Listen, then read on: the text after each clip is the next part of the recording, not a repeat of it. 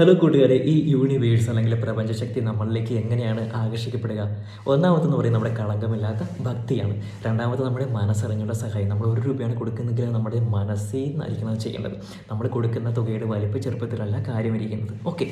മൂന്നാമതെന്ന് പറയുന്നത് നമ്മുടെ സഹജീവിയോടുള്ള സ്നേഹം, കരുണയൊക്കെയാണ്. നമ്മുടെ പട്ടി സാറ്, പൂച്ച സാറ്, പിന്നെ നമ്മുടെ സസ്യങ്ങളായാലും നമ്മളവരെ വെള്ളം കൊടുത്തൊക്കെ പരിപാലിക്കുക. അപ്പോൾ നമ്മുടെ യൂണിവേഴ്സ് ഭയങ്കരമായിട്ട് ഇഷ്ടപ്പെടും. ഓക്കെ. നാലാമത്തെ കാര്യം എന്ന് പറയുന്നത് നമ്മുടെ ശരീരം. നമുക്ക് ദൈവം നൽകിയ ശരീരം നല്ല വൃത്തിയായിട്ട് സൂക്ഷിക്കുക. ഓക്കെ. പിന്നെ അഞ്ചാമത്തെ കാര്യം എന്ന് പറയുന്നത് നമ്മൾ തോറ്റിട്ടും പിന്നെ നെവർ ഗിവ് അപ്പ്. നമ്മൾ വീണ്ടും വീണ്ടും ശ്രമിച്ചുകൊണ്ടിരിക്കുക. അപ്പോൾ യൂണിവേഴ്സ് നമ്മൾ ഒരിക്കലും നമ്മളെ കാണാതിരിക്കാൻ സാധിക്കില്ല. നെവർ വാച്ച് യൂണിവേഴ്സ് നമ്മളെ. ഓക്കെ. പിന്നെ അടുത്ത കാര്യം എന്ന് പറയുന്നത്, ഏഴാമത്തെ കാര്യം എന്ന് പറയുന്നത് നമ്മുടെ മനസാക്ഷിയോടുള്ള സത്യസന്ധത.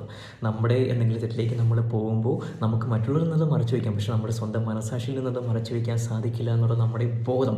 ഓക്കെ. അങ്ങനെയൊക്കെ ചെയ്യുമ്പോൾ തീർച്ചയായിട്ടും യൂണിവേഴ്സിന് നമ്മളെ കാണാതിരിക്കാൻ, നമ്മളെ പരിഗണിക്കാതിരിക്കാൻ സാധിക്കത്തില്ല. തീർച്ചയായിട്ടും നമുക്ക് വേണ്ട കാര്യങ്ങൾ നമ്മളിലേക്ക്, നമ്മുടെ ആഗ്രഹങ്ങൾ തീർച്ചയായിട്ടും നമ്മളിലേക്ക് ആകർഷിക്കപ്പെടും. ഓക്കെ. Thank you.